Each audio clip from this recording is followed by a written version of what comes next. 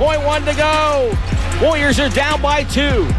It's time for Warriors Wrap-Up. We'll bring you into the locker room and hear from Coach Kerr and the players. Highlights from the game. Warriors Wrap-Up starts now. Well, at least the Warriors fouled up 3 this time, right? Right? They find a way to lose, though. Earlier this season against Oklahoma City at home inside of Chase Center, the Warriors up by 3 in the final seconds against these same Oklahoma City Thunder. They don't foul. Chet Holmgren hits a rainbow 3 catch and shoot at the buzzer to force overtime. Oklahoma City wins in overtime. This time after a miraculous Stephen Curry step back 3 over elite defender Lou Dort, the Warriors go up by 3 in the final 10 seconds of the game. And everyone in the building, every Warrior fan watching at home, every Warrior fan watching across the world is thinking the same thing.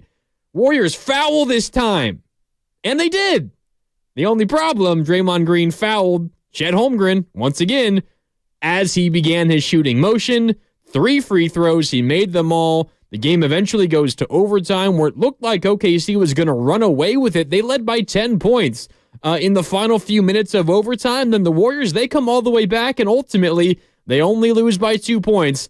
But an L is still an L. OKC 138, Golden State 136. The final score in Oklahoma City tonight. An incredibly disappointing game for the Golden State Warriors. They committed a season-high 29 turnovers. Not just a season high for the Warriors, a season high for any team in the NBA this year. 29 turnovers for the Golden State Warriors. It's the most in the Steve Kerr era for the Golden State Warriors. It's the most by any Warrior team since February of 2002. An ugly, ugly loss once again for the Golden State Warriors. Welcome into Warriors Wrap-Up here on 95.7 The Game. Mark Randy with you as we react to what's another really difficult loss to swallow for the Golden State Warriors. I want to hear from you all night long here on Warriors Wrap-Up on 95.7 The Game. Give me a call, 888-957-9570. That's also the Comcast Business text line that I'm keeping an eye on as well, 631. I see you there. I also have up the YouTube chat. You can visit the 95.7 The Game YouTube channel, youtube.com/957 The Game. Robert, I see you. JH, I see you. Dave, Sultan, I see you as well. Welcome the chats from anywhere. The Comcast Business text line, the YouTube chat, or again, give me a call, 888-957-9570.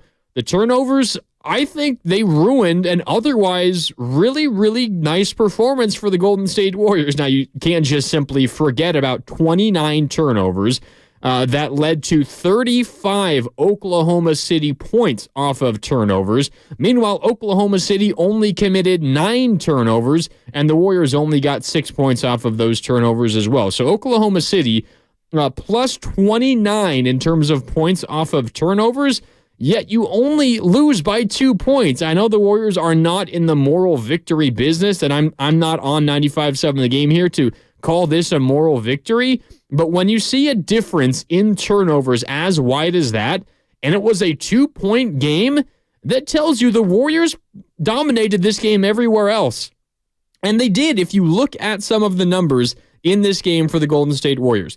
Despite turning the ball over 29 times, and now as I take a look at the official NBA box score, it looks like they have changed one of those, so 28 official turnovers now for the Golden State Warriors. Still an NBA season high, but officially 28 turnovers for the Warriors tonight.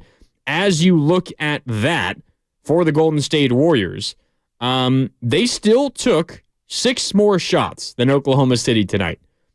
You lost the ball 28 times. You had 28 fewer possessions that ended in shots, essentially. And you still took 6 more field goal attempts than the Oklahoma City Thunder. How in the hell is that possible? That does not make any sense. Generally speaking, when you turn the ball over a ton, you're going to shoot fewer times because fewer of your possessions end in shots. Instead, they're ending before the shot. They're ending on a bad pass, on a travel, on a moving screen, an illegal screen, which happened plenty of times for the Warriors tonight. So how did they attempt more shots than Oklahoma City despite turning the ball over 28 times? They dominated the glass. 60 rebounds for the Warriors to only 39 for Oklahoma City. You out-rebound Oklahoma City by 21, excuse me.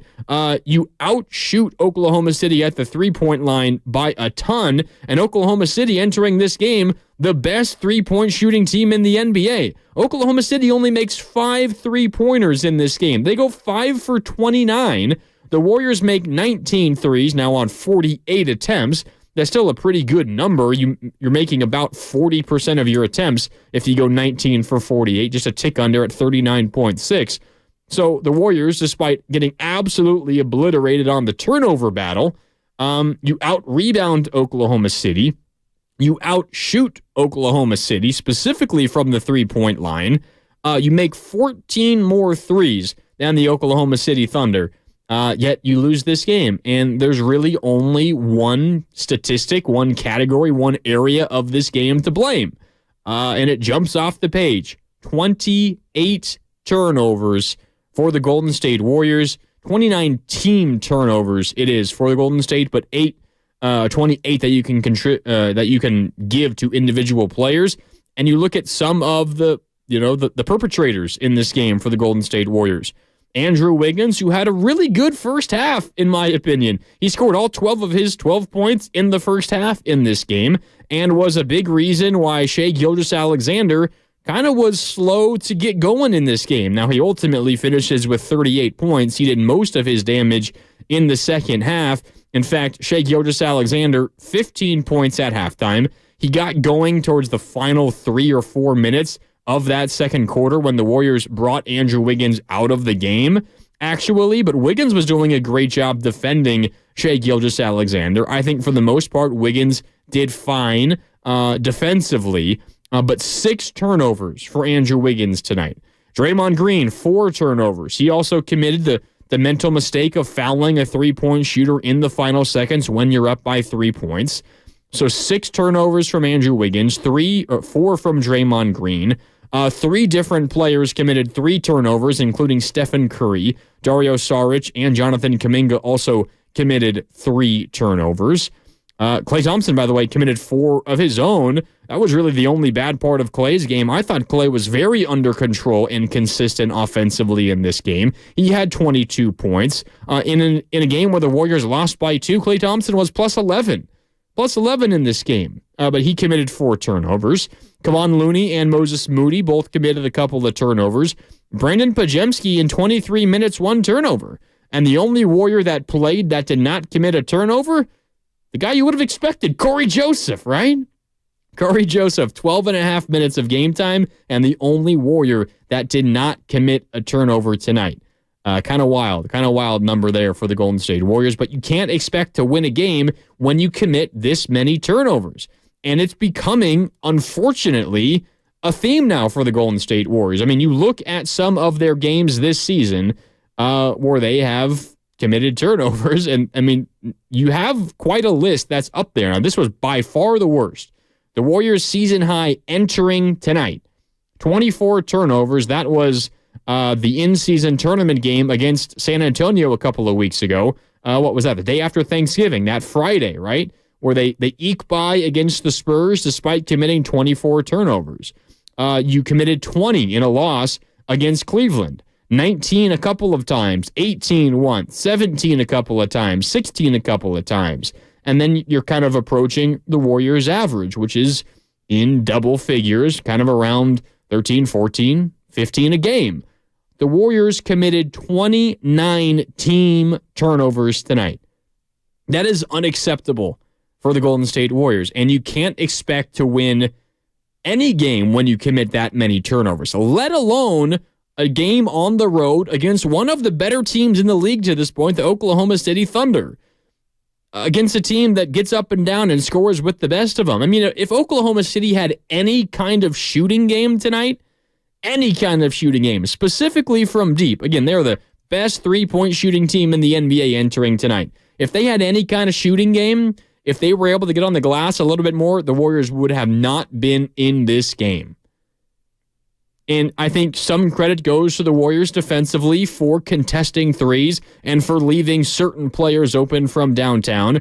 They encouraged Josh Giddey into 6 3-point attempts tonight. He made one of them. He is not a good 3-point shooter. Every time he takes one, that's a win for the Warriors defense. But there were also some uncharacteristic misses for Oklahoma City from downtown. But the Warriors deserve some credit for their defensive effort, I think specifically in the first half.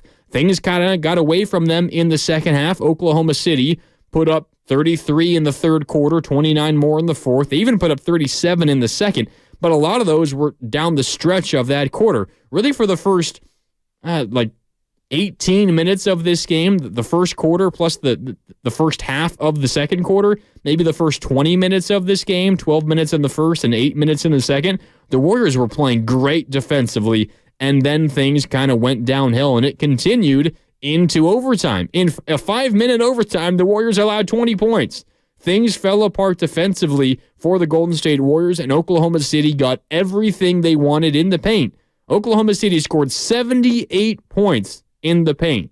Now, credit Oklahoma City. They saw that their 3-point shots weren't falling tonight. They only attempted 29, which in today's NBA is not a ton, and they saw the weakness of the Warriors' defense, which was defending the paint. They took advantage, and they scored, again, the vast majority of their points.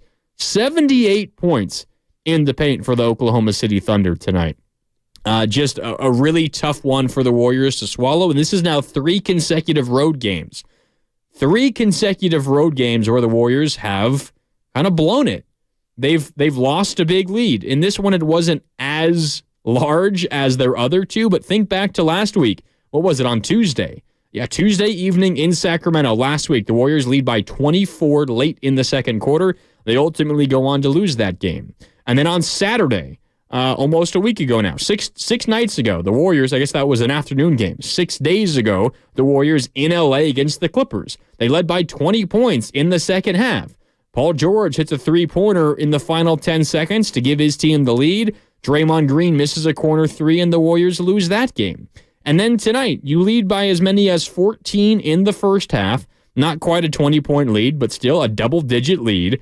It's now the 5th time the Warriors have blown a double-digit lead this season. That's not a good number. You commit 29 turnovers as a team, and you go on to lose. It's 3 consecutive road games where you felt like you had it. You had it in the bag.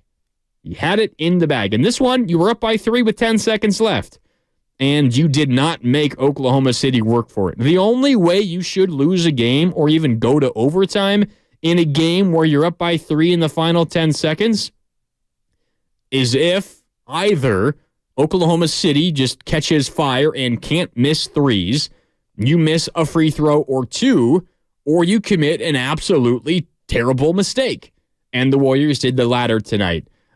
They also did the latter when they played Oklahoma City at home a few weeks ago. They were up by 3 in the final second, and instead of fouling, they decided to let Chet Holmgren take a 3. He made it, and they ultimately win in overtime. This time they commit another bad mistake, but the other bad mistake, they foul, but they foul too late when Chet Holmgren is in the process of getting a 3-point shot up. The result is 3 free throws. He makes them all. The Warriors get a bad shot to close out regulation, a Steph Curry 30-footer, like step-back 3, which he's certainly capable of making.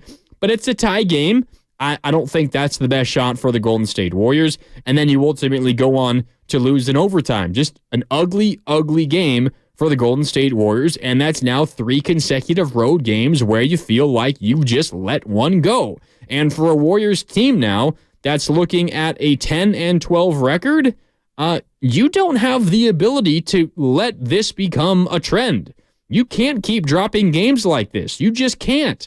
The West is too good and too deep, and you have shown an inability to string wins together. When you have an opportunity down the stretch to win a game against a team this good on the road, you cannot have those mental breakdowns and allow Oklahoma City or allow whoever the opponent is back into the game and to win it. Just a really, really disheartening performance for the Golden State Warriors, because I think there was a ton of positive to take away from this game if the Warriors simply just held on. If they commit 2 fewer turnovers, if Draymond Green doesn't commit that foul against Chet Holmgren, I'm not sure what he was doing going for the steal.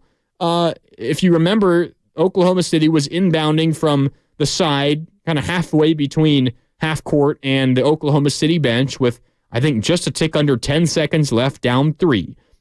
The Warriors had just committed a foul before that inbound. They had one to give, so they committed that foul. Oklahoma City had to inbound again, and the inbounds pass goes over the top of the defense towards Chet Holmgren, who's just to the right of the top of the key, so kind of right wing catch for Chet Holmgren, and Draymond Green tries to go up and steal the inbound pass, but the ball thrown like 11 feet in the air, maybe even higher, because Chet Holmgren has the reach of a giraffe, and he goes up and grabs it. Draymond Green not even close to intercepting it, and as a result, he's out of position. And even if he doesn't reach and doesn't commit a foul, his decision to go for that steal would have resulted in a Chet Holmgren wide open 3. When the only thing you're worried about is Oklahoma City getting a 3-pointer off. You can give them everything else. Literally everything else. Let them take a 2. And the Warriors were set up perfectly to defend that situation. And if you're watching on NBC Sports Bay Area, as I was with Fitz and Buki, they mention it. The Warriors are guarding from the outside in. The entire defense was lined up on the perimeter, on the 3-point line. Hey, OKC, if you want to cut back door, be my guest. We're going to give the ball to Steph or Clay. They're 90% free throw shooters. They're going to make them both. We'll be right back up by 3. The only thing you would have gained, Oklahoma City, is killing a couple of seconds. You want to play that game? We'll play that game with you. So the Warriors were set up right. And you absolutely know, Steve Kerr and company were telling and instructing the Warriors, and I'm sure the players know it, to do all of the right things in that moment. Hey, if you're going to foul, it has to be immediately. Don't do anything dumb and go for a steal or reach late, commit a foul when the shooter has begun his upward shooting motion. And maybe you don't agree that it should have been a shooting foul. I think his shooting motion had begun. When you're bending your knees and loading up, that's the beginning of your shooting motion. And it seemed to me like the foul occurred right after that. So I didn't have a problem with the officials' call making that a shooting foul and therefore it becoming 3 free throws instead of 2. But bottom line, the Warriors cannot put the officials in that position. They shot themselves in the foot time and time again. And the Warriors certainly deserve to lose in this game because of those 29 turnovers and that mistake at the end of regulation for Draymond Green. All right, it's Warriors wrap-up here on 95.7 The Game. Mark Randy with you. I want to hear from you. Frustrated Warrior fans thinking this might be a good Friday night. You get a win on the road against a really good Oklahoma City team. You could go into the weekend feeling good. Get ready for Niners and Seahawks coming up on Sunday. Feeling good about yourselves on a Friday night, going into Saturday morning. Looking forward to the Niners on Sunday, but not quite that way. So let me know how you're feeling. I want to hear from you. 888-957-9570. That's also the Comcast Business text line. And I'm keeping an eye on the YouTube chat, youtube.com/957 The Game. Let's go to Eugene in Palo Alto. Eugene, what's up? You're on Warriors Wrap-Up with Mark Randy. Eugene, how's this Warrior loss make you feel tonight, Eugene? Hey, man. You mentioned Warrior fans expecting a peaceful Friday night. I didn't. Like, the minute we took a lead, I knew what would happen. It's just, you see it over and over again. It's very cliche, but, insanity is doing the same things over, expecting a different result. And one thing I want to bring up is there's a reason we're having all these turnover-prone games in my mind. And I think it's Kerr's insistency to run the motion offense with players that simply cannot run it anymore. You're asking for turnovers when your offense is based upon motion after motion, pass after pass. I'm not saying it's a bad offense. I'm just saying look at the team, look at the results. Like, we're trying to force feed Dario Saric into the post like 3 times. I'm promise you one of those will be a turnover, So, yeah, I don't know. This is like more of a look at Kerr and just kind of his insistency on a set way, which I think Steph kind of, being Steph, always falls in the line with. And I've always had Steph's back, Kerr's back, but I don't know, man. I'm getting to a point where I feel like Dunleavy might need to pull a Pelinka, blow it up, just build around Steph again, and just not waste his prime years. So that's all I got. Yeah, appreciate the call, Eugene. I think there are more Warrior fans feeling that way. It's really difficult because on one hand, you have Stephen Curry, one of the greatest players that this game has ever seen. And at 35 years old, he is still playing at an incredibly high level. And then you have basically no one else who is really meeting the moment for the Golden State Warriors. And you feel like you're kind of stuck between two ideas of trying to go for it and blowing it all up. But Steph is still obviously good enough to be the number one on a team that wins a championship. Like, there's no doubt in my mind at this point. 35 years old, that's kind of difficult to wrap your head around because he looks more like a 31-year-old at this point than a 35-year-old. But the Warriors don't really have a ton of options at this point. I mean, unless we're talking about moving on from the core that won you championships. And maybe Warrior fans are at a point where they're ready to do that. I'm not sure. But I don't know. And I understand frustration with Steve Kerr. For me, this loss is not on Steve Kerr tonight. I mean, Steve Kerr's not the one out there committing 29 turnovers, committing a foul in the final seconds with his team up by 3. But maybe there is a deep dive that the Warriors have to do to the system and the strategy and the way that the Warriors go about this. And Steve Kerr was on with Willard and Dibbs yesterday, and I have a soundbite I'm going to play here, Sterling. Just make sure my hotkey pod is up there on the other side. And Willard and Dibbs asked Steve Kerr about the turnovers, about the fouls, which have been an issue and kind of a question to Steve Kerr, not just for this season, but really for a long time. And he was asked, is there something that you might look to change? And here was Steve Kerr's answer from yesterday, which I thought was really interesting, again, with Willard and Dibbs here on 95.7 The Game. I think we know the best way. I think we harp on it, every day in terms of taking care of the ball and defending without fouling. Like, those are the two keys game after game. We're good at a lot of things. We're an excellent shooting team. We have continuity. So we have players who have been together for a long time in big games. So we can do a lot of good things. But generally speaking, when we struggle, it's because we're fouling or turning it over. So we know how we want to play, but we just, haven't built any momentum. We've lost 3 games that we kicked away. Easy for me to sit here and say, well, if we hadn't, we'd be 13-8, and everybody would say, oh, they're having a great season. At the same time, we did kick those games away for a reason. And so we've got to get better in a lot of areas, and I'm confident that we will. That's now 4 games that the Warriors have kicked away. And if you just win a couple of those, potentially, you could be looking at a 12-10 game, a 12-10 record instead of 10-12. Just a couple of those 4 that you kicked away instead of kicking all 4 of them away. But I think it's interesting, Steve Kerr, that we know the best way to play. We know the way we want to play. We know the way it's supposed to look and feel and actually work. We've done it before. So then the question becomes, okay, why is it not working now? And maybe to the caller's point, maybe to Eugene's point, as we continue here on Warriors Wrap-Up, give me a call, 888-957-9570. Mark Randy with you on 95.7 The Game on this Friday evening. What is the difference? Why is it not working now? And I think, as Steve Kerr will tell you, and we're going to hear from Steve Kerr, who has talked to the media already in Oklahoma City. We'll get some of that sound to you here in a little bit on 95.7 The Game as we react to this Warriors loss.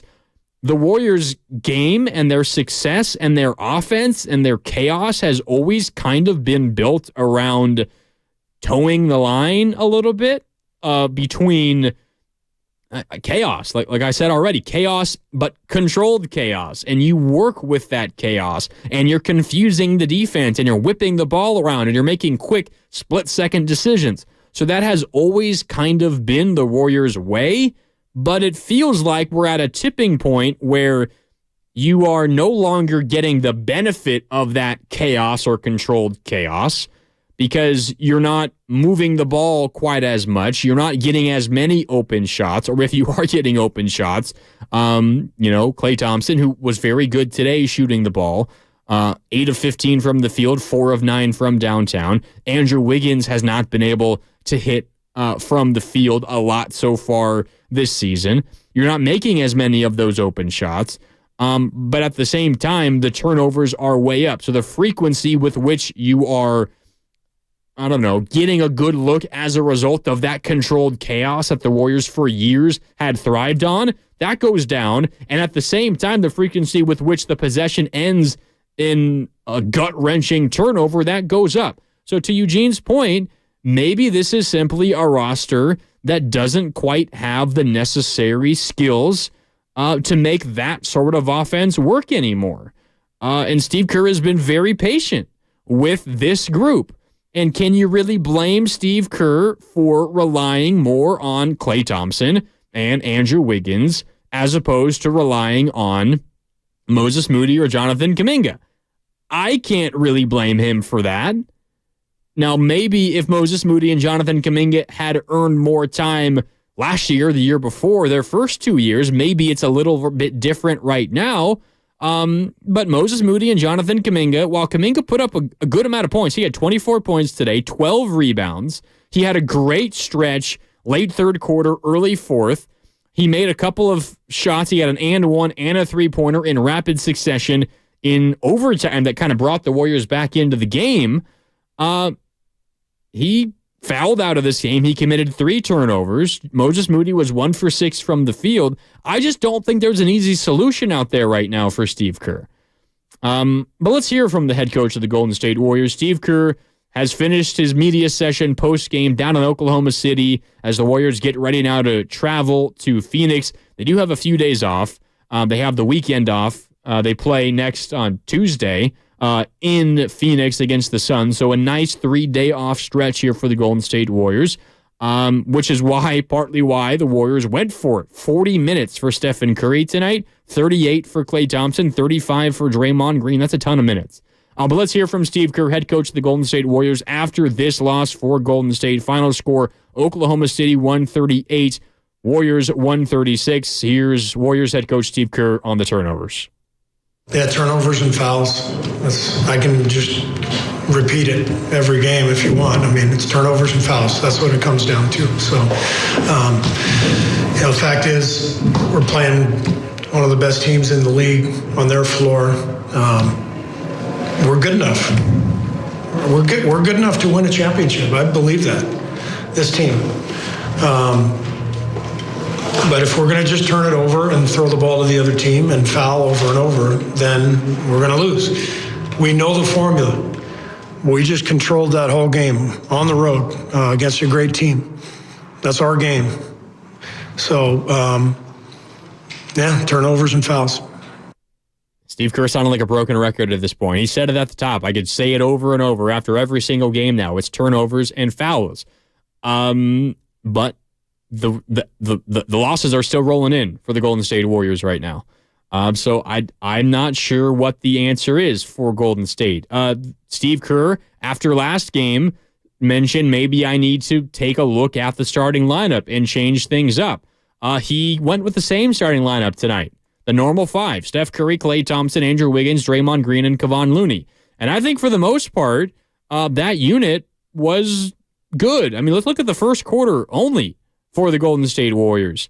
They led 28-19, and that unit essentially played 7 of the 12 minutes together. Then some subs came in. Stephen Curry played with an entire bench unit for a couple of minutes, but the Warriors led by 9 after the first quarter. That starting unit was fantastic in the first quarter. Andrew Wiggins was 3 for 5 from the field, 2 for 3 downtown, and 8 points in the first quarter.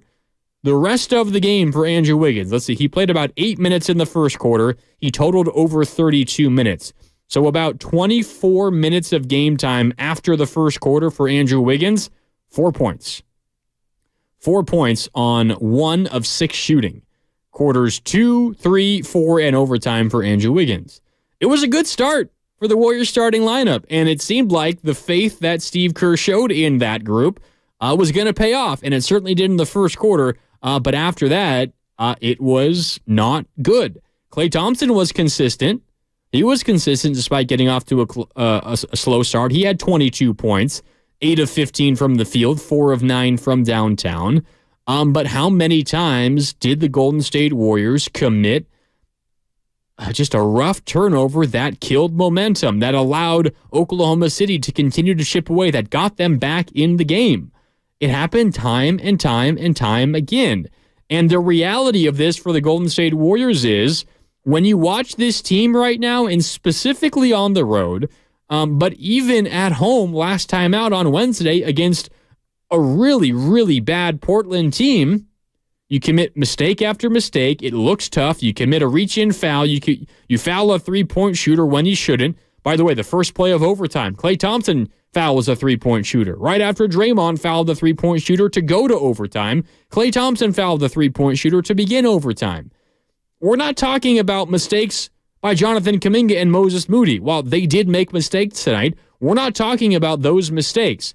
We're talking about mistakes that 10-year veterans made for the Golden State Warriors. And it's not just a tonight thing.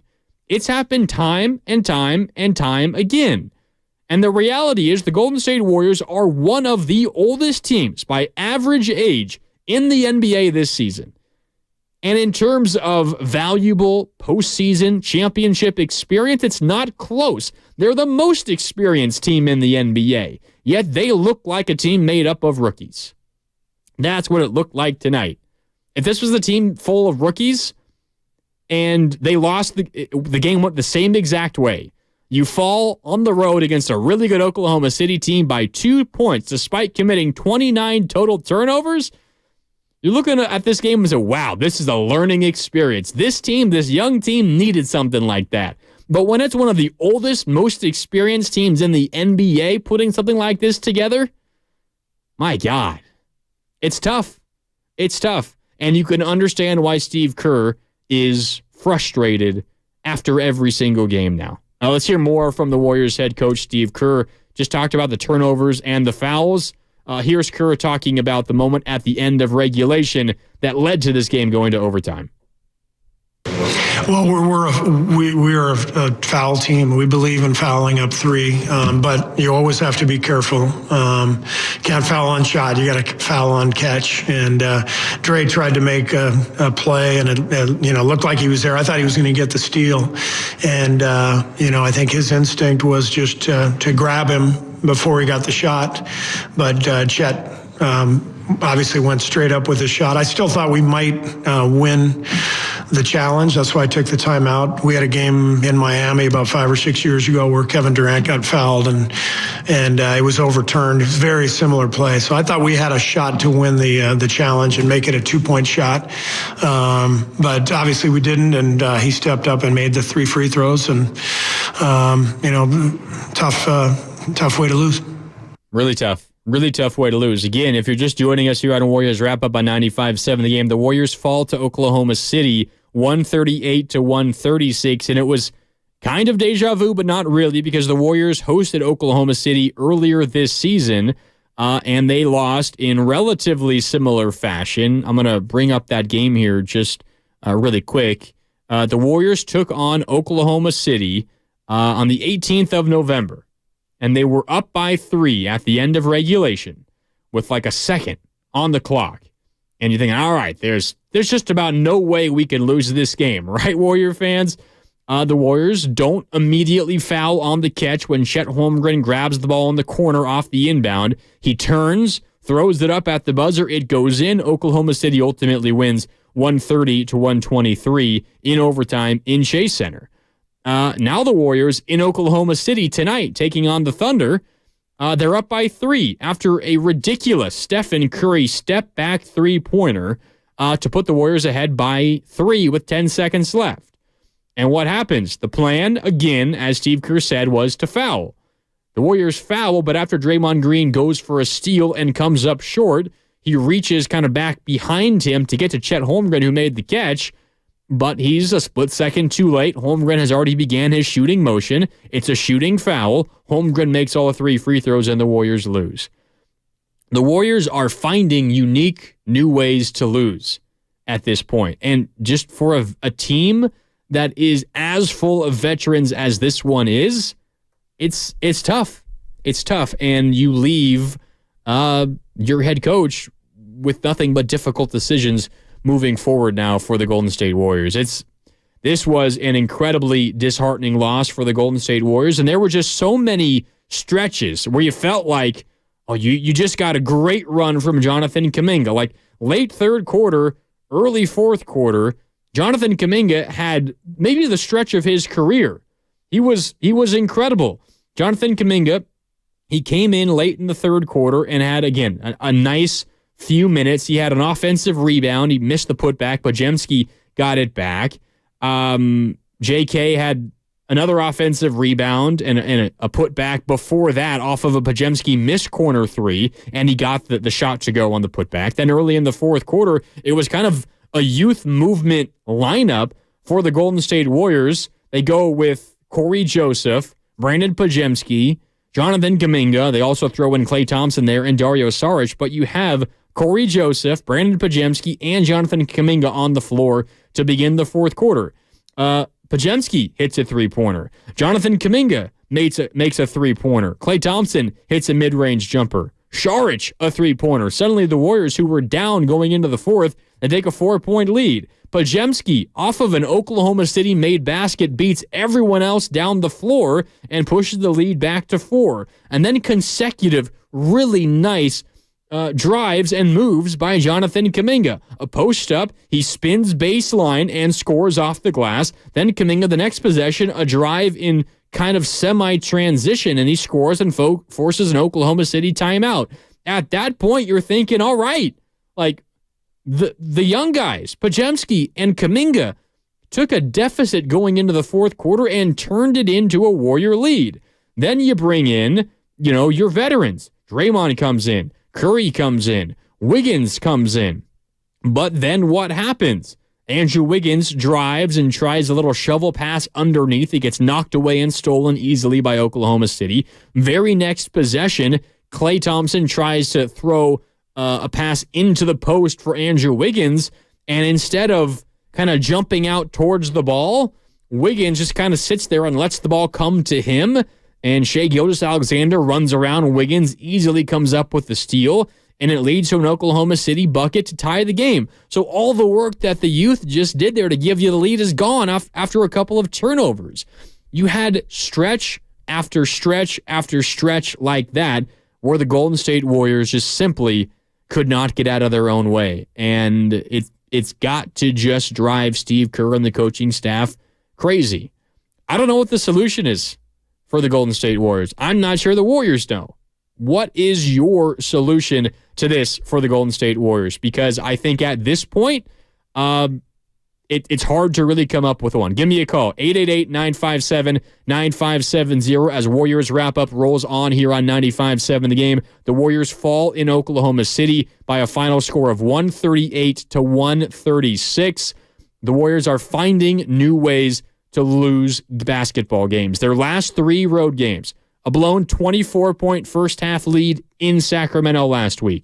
On Saturday, a blown 20-point halftime or second-half lead against the Clippers. On Saturday, down in Los Angeles. And then tonight, you lead by 14 in the first half. Okay, that's not a gigantic lead, but a double-digit lead.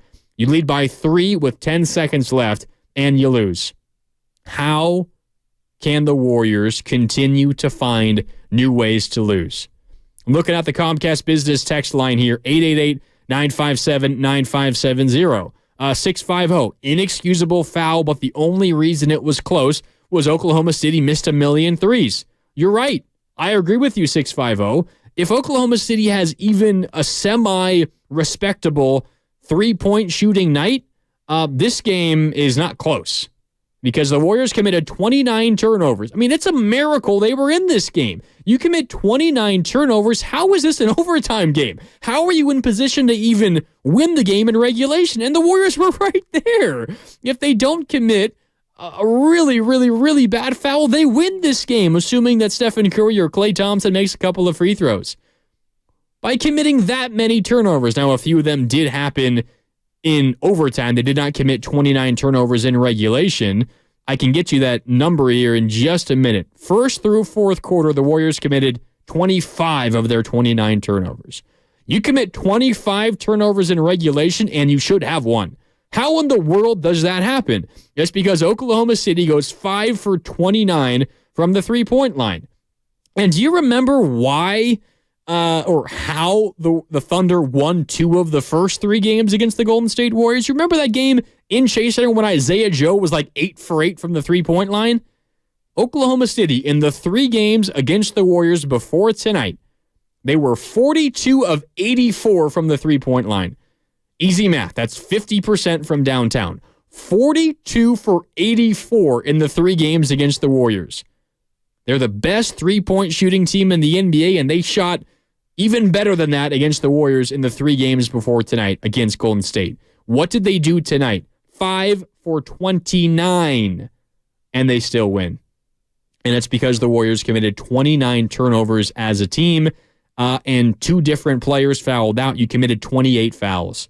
Just a bad loss once again for the Golden State Warriors, and it's getting old. It's getting old at this point.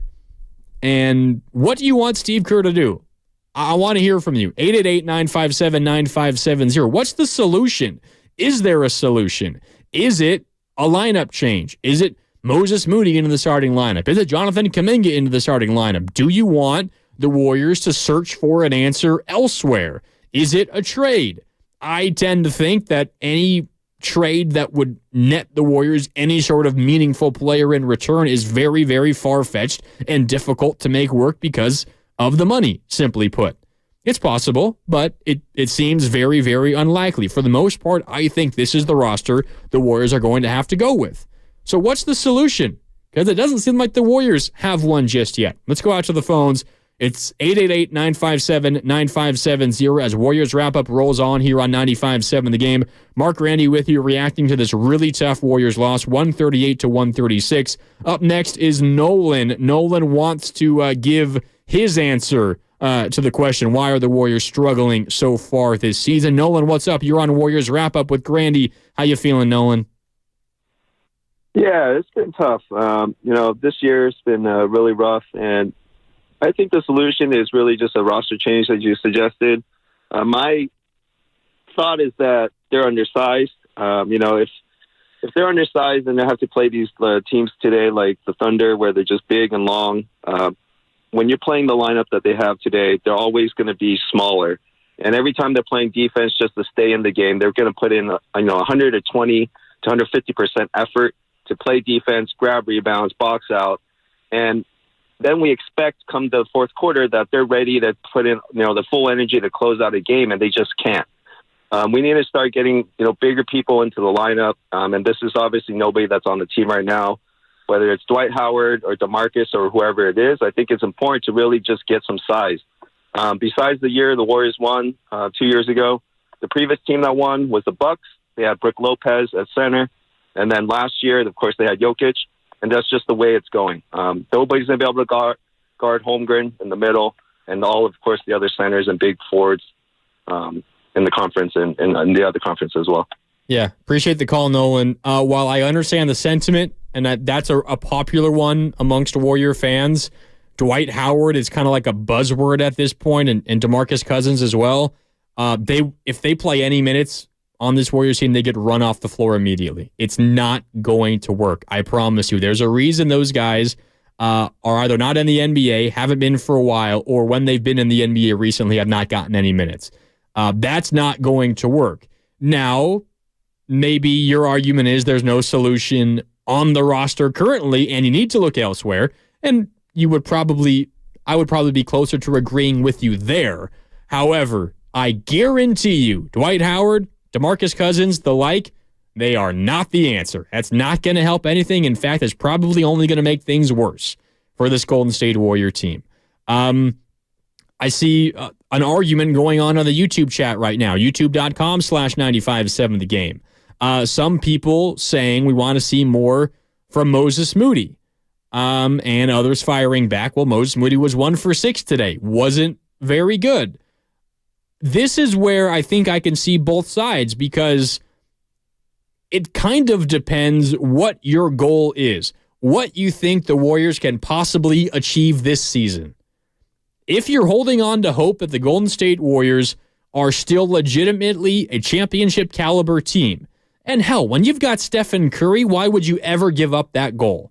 I think I fall more to that side of things. But with every loss like this, it gets more difficult to think of that as a legitimate possibility. But Stephen Curry was really good once again. I mean, the man just defies logic. 34 points. He made 6 more three-pointers. He hit every single clutch three you could possibly ask him to. Every single clutch bucket. He had an and one late in the fourth quarter, then hit the go-ahead three-pointer with 10 seconds left. What more could you want from him? Bottom line, he is still a championship caliber player. So that's one side of it. You think that this team is still capable of winning championships. Okay, if you think that, I would ask you, who do you think is more likely to help lead this team to another championship? Is it A, Andrew Wiggins and Klay Thompson, or is it B, Moses Moody and Jonathan Kuminga? Because generally, the common argument, the common complaint is you need to play the young guys more.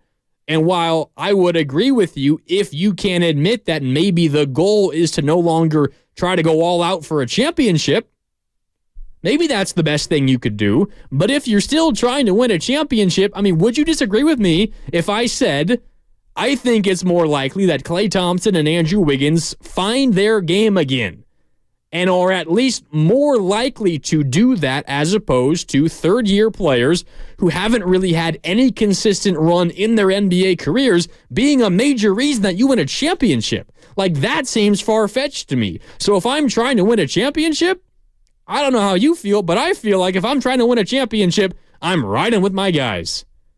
I'm going to ride until the wheels fall off. And hey, maybe the wheels are falling off, but I want to confirm that the wheels are falling off before I jump ship. Now, maybe you've already jumped ship, and maybe you're already coming to terms with the idea that this team's championship era is done. Okay, then sure, play the young guys. Give them 30 minutes a night. But I think there's a little bit of a disconnect between what we want to see and what our goal is and what we think this team is capable of. And I think we need to come to grips with that reality. If you want to play the young guys, in my opinion, that's a totally fair opinion to have. But if you want to play the young guys, I think you are admitting that you don't think this team is going to win another championship. And that's fine. They've won 4. This is one of the greatest, if not the greatest dynasty that the NBA has ever seen. But maybe it's coming to an end. And that is, again, a fair opinion to have. All right, Lions are lighting up here. 888-957-9570. We'll get to all of you in just a moment. I did want to let you know that you're listening to 95.7 The Game, KGMZ FM and HD1 San Francisco, always live on the free Odyssey app, Twitch, and YouTube. All right, up next is Roberto in Santa Rosa. Roberto, you're on Warriors Wrap-Up with Grandy here on 95.7 The Game. Roberto, what'd you think of that Warriors loss tonight? It was definitely a little disheartening, to say the least.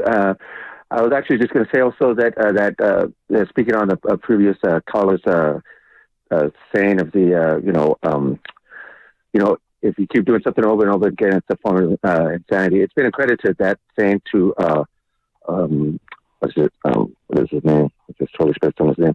But Albert Einstein. But it's actually been proven that he never said that. And if you really think about it, doing something over and over again and expecting different results is not actually in any way a form of insanity. It's just unintelligent. So I was going to ask you, in your opinion, do you think how much longer Steve Kerr holds on to these starting 5, or do you think, would it be absolutely foolish to just say, I'm going to just start a new starting 5 and let's see where this goes? Or do you think that would be a positive move, or would it put some shame on the starting 5 and then therefore create a certain emotional ball rolling that nobody really needs? And also, just real quickly, if you think, which I think you spoke on it briefly about it, do you believe any possibility of new blood coming in, like top of the line money put out for new top players coming in? Good questions, Roberto. Thanks for calling in to Warriors Wrap-Up here at 95.7 The Game. Your first question about the starting 5. Honestly, in my opinion, I don't think starters really mean that much. It's more about how you divvy up the minutes and the rotations and who closes after that. I think the Warriors could very well look into a starting lineup change. However, I would fire back at you, and I know it's the smallest sample you could possibly have just this one game tonight. The starting five was great in the first quarter. The Warriors led by 9 after the first quarter. Wiggins was rolling early, had 8 first quarter points. Every starter scored. Klay Thompson got off to a good start. He made a 3. Steph made a 3. Draymond Green, we haven't mentioned really at all, aside from his foul at the end of regulation. He had another great night. 12 points, 13 assists, 5 rebounds. It's consecutive double-doubles for Draymond Green. Remember, he was 1 assist shy of a triple-double on Wednesday. So to answer your call, Roberto, I don't think the starting five means all that much, in my opinion. And the word that you brought up was emotions. Like, is there going to be some sort of emotional response to a certain someone not being in the starting lineup? I think that's very possible. If you just think and react and to how you've seen and heard Klay Thompson react to certain comments, questions, all of that, it seems like he might not take well to coming off of the bench. Maybe someone like Andrew Wiggins would more, and maybe the Warriors try that, and instead they start Moses Moody or Jonathan Kuminga, or maybe the Warriors go ultra small and they start Jonathan Kuminga at the 4 and they move Draymond Green to the 5. And they don't start Kevon Looney. And I think, Roberto, to answer your question even further, why I don't think the starting lineup matters all that much, it's more about the lineup combinations the rest of the game, and specifically who closes the game. Kevon Looney is your everyday starting 5. He consistently plays like, the 8th or 9th most minutes on any given night. He played less than 16 minutes tonight. Saric played more than him. Kuminga played more than him. Podziemski played more than him. And, in fact, so did Moses Moody by 8 seconds. So Kevon Looney is a starter, but he's playing like your 9th most minutes. Just because you're starting does not mean you're going to play the most minutes. So the Golden State Warriors, what they could do is stay with the same starting 5, but maybe you just peel back Wiggins' minutes if he's struggling. Klay Thompson, I think I had no problem with Klay's minutes tonight. Now, it's clear that he's not the same defensive player that he has been, and he did commit 4 turnovers of his own, but I thought Klay was very under control offensively. Shot selection was much better.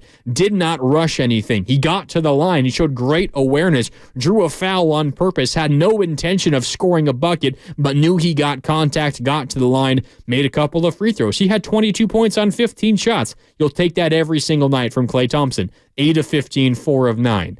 So I know this is a very long-winded answer, Roberto. I don't think the starting 5 matters all that much, but there's other ways that you can change things. And I would argue that Steve Kerr is beginning to do that. I mean, think back to Wednesday, the win at home against Portland. Klay Thompson and Andrew Wiggins, they subbed out either at the same moment or it was within a minute of each other, with around 7 minutes left in the third quarter. And again, that was when Jonathan Kuminga checked in a few minutes after that, and Kuminga had a great run, and he did not come out the rest of the game. But Klay Thompson and Andrew Wiggins, who both were struggling big time on Wednesday, checked out with around 7 minutes to go in the third quarter. Neither of them came back in until about 6 minutes to go in the fourth. How many times when they've been healthy and available have Klay Thompson and Andrew Wiggins, more specifically Klay, but how many times have those two sat out an entire quarter without playing a single second? Those guys sat out for like 13 consecutive minutes of game time. That does not happen. I could argue that Steve Kerr has already begun to change and manage the minutes a little bit differently. Now, tonight, Klay played 38, almost 39. That's because he was playing better. I think Steve Kerr has already begun to change the minute totals and who he's going to, and I think he is evolving in the sense that he is a little bit more, and maybe it continues to change and evolve moving forward, but I'd argue that he's already playing players that are struggling in a certain game less. And I think that's ultimately what most Warrior fans want. Now, we'll see if that does continue. And to answer Roberto's other question, like 10 minutes later, I don't really see a major trade happening. Unless the Warriors are okay trading one of their core pieces, because you're going to have to get rid of a gigantic bunch of money. Now, you could also trade Chris Paul. He's got a gigantic expiring contract that is intriguing to certain teams, but you're not going to get anything valuable in return, you'd have to attach Jonathan Kuminga. And I think the vast majority of Warrior fans, at least the ones that I interact with here on Warriors Wrap-Up on 95.7 The Game, want to see more of Jonathan Kuminga, want to see more of Moses Moody. So I don't know how any trade that nets you anything significant in return is going to really impact this team, because I think it's impossible. But maybe you're willing to move on from some of your young pieces and pair them with a gigantic contract. The other contract that's expiring is Klay Thompson. I'm not saying that's what should happen, what the Warriors would want to do, but that's another expiring contract, which, again, becomes valuable for certain teams when you get to the back half of the season. We'll see how it all plays out, but Roberto, I think a trade for any piece more than like a 10th man is almost impossible for Golden State to make work. All right, let's go back to the phone lines here on Warriors Wrap-Up. Mark Randy with you on 95.7 The Game, 888-957-9570. Up next is Bill in Los Gatos. Bill, you want to talk about this Warriors loss tonight? Bill, what's up? You're on Warriors Wrap-Up with Randy. How you doing? Hey, Randy, hang on a sec. Bill? Hey, Randy, this is Bill. Oh, gotcha. Yeah, go ahead. Hey, no worries. So I think you're on to something. So let me just point out a couple of things that I've seen in the last few games where they found other ways, new ways to lose. In all of those games, they were up.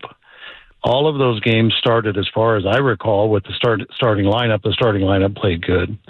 I think what you got to do is get the starting lineup going. If they're playing, the starting lineup is not at the age where they can play the whole game. Okay. They're going to have to take people out as they get winded or they need to be subbed in. And you put guys in, the second round of guys in, or here and there, that can and tell them, hey, you're going to be in for 4 minutes. Okay. 5 minutes, whatever the number is. And they earn their playing time. Because if you look at a couple things in the last few games, a few games ago, Moses Moody came in, played 6 or 7 quality minutes, made 3 threes, and they took him out and put Klay in. After he played his 6 or 7 minutes, you got to leave people in that are playing good, and that way, when you bring people in, and Moses Moody goes out, he's going, "What am I doing? I played great. Why are you taking me out?" He's thinking, right? And the guy that goes in for him says, I better play pretty good, because he was playing really good, and everything just heads the wrong direction. Tonight they had the young guys in, and they were playing good. They came back and got a win. As soon as they got up by 4 points, they took them out and put some of the starters back in. The starters like, oh man, we better not lose this thing now, and that's exactly what happened. So that's my take on it. I'll take your comments off the air. Yeah, off the line. Yeah, good call, Bill. I'm glad you brought up that Moody moment last week on, what was that? That was Tuesday in Sacramento against the Kings, when Moody was not in the rotation. You remember Steve Kerr spoke after that game, after that tough loss, when, who was it? Malik Monk hit that tough runner across the paint, off the glass, to give them the lead, and the Steph Curry three-pointer rimmed out at the buzzer, and the Kings win. Steve Kerr in the postgame presser says Moses Moody was not in the rotation, was not going to play him. I even told him, I'm speaking like I'm Steve Kerr here, I even told Moses before the game, unless something happens, you're not playing tonight. And what happens? Chris Paul goes down with an injury. Gary Payton II goes down with an injury. And by the way, Chris Paul did not play today because of an illness. He should be fine and ready to go for Tuesday, but was not available tonight, which is why Corey Joseph played. But a couple of injuries happened on Tuesday in Sacramento, and also then the Warriors' big lead, which was at 24 at one point in the first half, begins dwindling away, and Steve Kerr needs some energy. He needs a boost. He needs a spark from someone, so he turns to a guy who he previously had said was not going to play unless, again, something crazy happened. Well, something crazy happened, and Moody got in the game, and he was maybe the best Warrior in that short stretch of basketball. And what did Steve Kerr do that day? As our caller mentioned, he benched him in the final stretch of play. He did not close after he had been maybe the best Warrior on the floor, and the only reason the Warriors were still in that game up to that moment. He brought in Andrew Wiggins and Klay Thompson. And I was with you here on Warriors Wrap-Up that night, and I said, I don't mind Steve Kerr bringing in Klay and Wiggins there. I don't mind, again, riding with your guys, the guys that won you a championship a year and a half ago. I don't mind that. But I thought there was a very real way that the Warriors could have gotten Moody on the floor and kept both Wiggins and Clay on it. You go small. It's been the key to every single Warriors run this entire dynasty. You run with Stephen Curry, Klay Thompson, Moses Moody, Andrew Wiggins, Draymond Green. That's the 5 you should have closed with that night, in my opinion. And then what happened the next day? When the Warriors return home, the next game, it was Thursday of last week, they return home and they take on the Los Angeles Clippers. And what does Steve Kerr do with Moses Moody in that game? Now, they were down a couple of guys because of injury, but still, so a shortened rotation, but still. What does Steve Kerr do that game for the Golden State Warriors? Moses Moody plays the small ball 4 in the closing lineup, and the Warriors win, and Moses Moody played really well once again. I think there's a legitimate space for Moses Moody as a small ball 4. They play Kuminga as the 4. Moody was playing better than Kuminga. Kuminga, sorry, but Moses is going to close the game tonight. And then what happens for the Golden State Warriors? 2 days ago, last game, at home against the Portland Trailblazers, when Jonathan Kuminga, again, approached just like Moody was against Sacramento. Steve Kerr says, hey, Jonathan, you're probably not going to play tonight unless something crazy happens. Well, guess what? Again, something crazy happened once again. The Warriors were struggling big time with one of the worst teams in the NBA. The crowd, it sounded like, was asleep for the entire game. The Warriors, again, needed a spark, so Steve Kerr changes his mind and goes with a player who had previously not played at all, with about 4.5 to go in the third quarter. And what does Kuminga do? He responds, and he's maybe the best Warrior on the floor during his stretch on the floor. But instead of benching him like he did with Moody a couple of games earlier, what does Steve Kerr do that time? Again on Wednesday, at home against Portland. Jonathan Kuminga played every single second, the final 17 minutes of that game. So it's Steve Kerr, perhaps, learning, evolving, changing, no longer going to his, core 5, his normal closing lineup, because he saw that one of his young guys was playing out of his mind. And what happened? Jonathan Kuminga was a major reason, maybe the second biggest reason behind Stephen Curry that the Warriors won that game. So I've seen, I think, tangible evidence from Steve Kerr that he's slowly beginning to change things. Now, maybe it doesn't get any more drastic or extreme than this change right now for the Golden State Warriors. I mean, tonight, Jonathan Kuminga was out there in the closing lineup. He was out there in overtime, and I know there was foul trouble, and a couple of guys fouled out, Kuminga included, but he was out there a lot in a ton of the key moments for the Golden State Warriors. Maybe it's not as quick, as drastic, as, major, as extreme as Warrior fans want it to be, but I do think there are changes happening here for the Golden State Warriors, and frankly, to be totally honest with you, considering how much that the starting lineup, the normal closing lineup, your core guys have struggled as a unit, I think Steve Kerr would be crazy to not consider and ultimately make some changes. Again, maybe it's not as quick, as extreme as you want it to be, but I think you can see, if you look for it, I think you can see some changes happening for the Golden State Warriors. All right, let's go back to the phone lines here, 888-957-9570. Up next is Pat in Foster City. Pat, you're on with Grandy here on Warriors Wrap-Up on 95.7 The Game. Pat, what'd you think of that Warriors game tonight? Well, it was disappointing, but too predictable, It's just the way the season's gone. And, I think, I don't blame Kerr. I think Kerr's as good a coach as he was when he won all the championships. But I do blame ownership and management because, let's face it, we haven't had a good draft for about 10 years.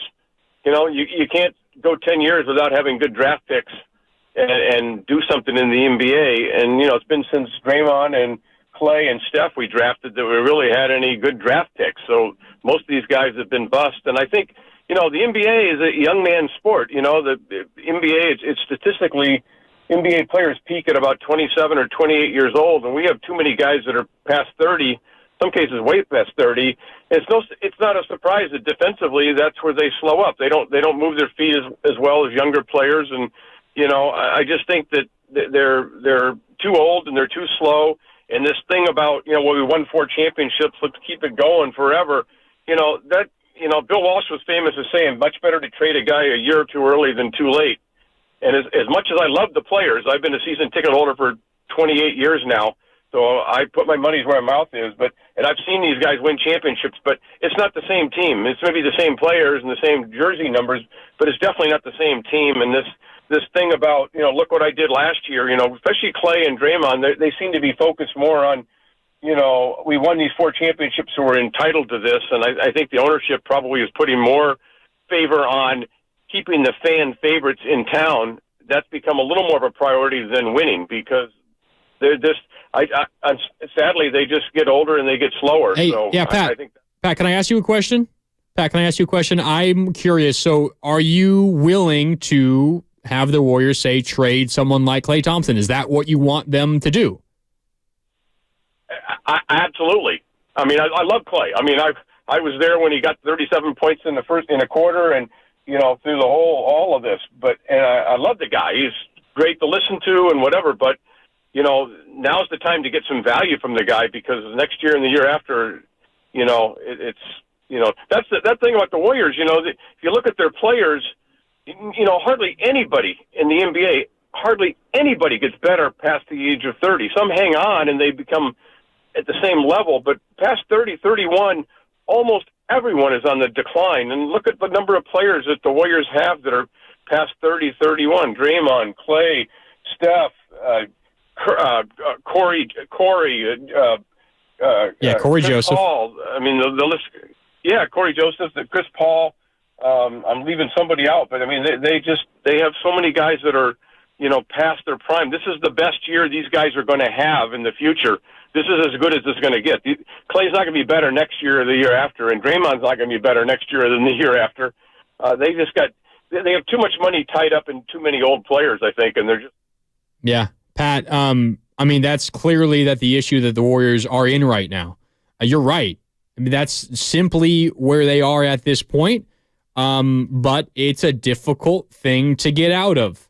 I think if you are to tackle this from purely a basketball standpoint, what's the best basketball decision? It would probably be, this is more of a future decision as opposed to right now, but it would probably be, all right, let's try to move some of these aging, expensive pieces, get some kind of asset in return, a younger, cheaper asset, and move forward from there. But what you're doing, Pat, when you do that, and this is not me coming at you at all, I think there's a lot of people out there that agree with you, and I could totally see it as well. I don't think you're going to be able to make this basketball team today better by trading Klay Thompson, by trading Andrew Wiggins, by trading any of your core pieces.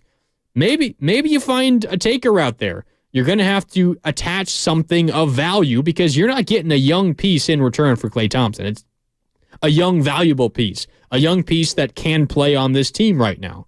It's not going to happen. So if you are okay with, not necessarily waving the white flag, but maybe waving bye-bye to this era of Warriors basketball, then yeah, do that and start recouping something from this aging out roster and start building again. That might be the best thing for the Warriors to do. I don't know. Now, me personally, while it may be very difficult and emotionally very painful, I think I want to see this core ride it out. I think they've earned that. And while it is very ugly right now, I don't know. I'm gonna just give Steph Curry what he wants, and I think what Steph Curry wants, if his past decisions, the Warriors' past moves are any indicator, the reason why they re-signed Draymond this offseason is because Steph Curry signed off on it. And I think it's as simple as that. I'm going to give one of the greatest players of all time, the greatest point guard of all time, arguably, what he wants. And I think he wants to retire a Warrior along with Klay Thompson and Draymond Green. And I think the guys have earned it. Maybe it's not the best decision, the best thing to do for this team, moving forward. Maybe they're not as good of a basketball team 4 years from now as a result. But I have too much emotional equity tied up in these guys. It's not easy for me to simply move on from these guys. All right, we've got just a couple of pieces of business to handle here on Warriors Wrap-Up before we do get on out of here. A really tough game for the Golden State Warriors. They fall to Oklahoma City. Final score 138-136. Oklahoma City knocks off the Golden State Warriors. We begin with extending the three-point line, and we turn to who other? It's Stephen Curry. Curry catches right side, works on Dort, down to 8 on the shot clock. He's isoed on the right wing. Waiting now, dribbling left, step back, takes the three off the dribble. Got it! Curry with 18.4 to go. Warriors lead 118-115. So that made it a three-point Warrior lead. As you heard, Tim Roy here on 95.7 The Game with about 18 seconds left. The Thunder would then inbound the ball. Warriors would eventually commit a foul with about 10 seconds left. And then chaos ensued. They inbound the ball. Draymond Green goes for the steal, comes up short, then reaches and fouls Chet Holmgren as he begins his shooting motion. Holmgren would make all 3 free throws, force overtime, and the Warriors would lose. But it looked like, for a moment, Stephen Curry, another dagger in front of the Oklahoma City crowd. He already had one game winner in Oklahoma City earlier this season. Of course, we remember his heroics in the playoffs, in the regular season, the famous Mike Breen double bang on his shot from just inside the half-court line. It felt like, for a moment, we were going to have another addition to the Stephen Curry Oklahoma City heartbreak catalog. But the Oklahoma City would not allow that to happen. But that is extending the three-point line, brought to you by West Coast Men's Health, successfully treating men for ED and chronic pain. Visit westcoastmenshealth.com. All right, one last piece of business to get to here on Warriors Wrap-Up on 95.7 The Game. It's the hardest worker of the game, brought to you by Alameda County Sheriff's Office, who works hard to serve the community. Are you looking for a career in law enforcement? Learn more about job opportunities at joinacso.com. That's joinacso.com. Hardest worker of the game tonight, I think I got to double up here, and I think it's going to have to be Stephen Curry. 34 points, 10 of 20 from the field, 6 of 12 from downtown, 6 rebounds, 3 assists. And in a game where the Warriors committed 29 turnovers as a team, he only committed 3. It's kind of weird to say only on 3 turnovers, but only 3 turnovers for Stephen Curry. 34 points for the Golden State Warriors point guard. He was incredible. Clutch bucket after clutch bucket. He scored 34 points in a game where in the first half he had 11. So 23 points for Stephen Curry in the second half and overtime. It wasn't a normal third quarter Curry flurry. He only scored 3 points in the third quarter alone. In the fourth, he scored 10. He was really good in that period, and he scored 10 more in overtime. In fact, he was the only starter to score in overtime for the Golden State Warriors. The other points came from the bench, Jonathan Kuminga and Brandon Pajemski in that overtime period. But Stephen Curry was really good in this game, and as a result, the deserving honor of being our hardest worker of the game. Again, brought to you by the Alameda County Sheriff's Office. All right, that'll do it for Warriors Wrap-Up here on this Friday evening on 95.7 The Game. Thanks so much for tuning in all night long. Another really tough loss for the Golden State Warriors. The Warriors now 10-12 on the season. They're 5-6 on the road, and they have just found really, really difficult ways to lose games. It's been tough for the Golden State Warriors. Their last 3 road games, 24-point lead, a blown loss to not to Oklahoma City, to Sacramento. Then they go to Los Angeles. They have a 20-point lead in the second half. They lose that game. And now here against Oklahoma City, for the second time, you lose to them when you led by 3 in the final moments. A tough one for the Golden State Warriors. They're back at it on Tuesday when they take on the Los Angeles Clippers. You'll be able to hear that game right here on 95.7 The Game. It's Tuesday in Los Angeles, it's Tuesday in Phoenix, and then they go to Los Angeles on Thursday. Warriors Suns on Tuesday at 7. Pre-game coverage begins at 6 here on 95.7 The Game. But for our whole team here at 95.7 The Game, for John Lucan cutting highlights and sound tonight, Sterling Bennett across the glass, my name is Mark Randy signing off. Thanks for tuning in. Warriors Wrap-Up here on 95.7 The Game as the Warriors fall in Oklahoma City 138-136. I have diabetes. I'm at risk for pneumococcal pneumonia. I have asthma. I'm at risk too. If you're 19 or older,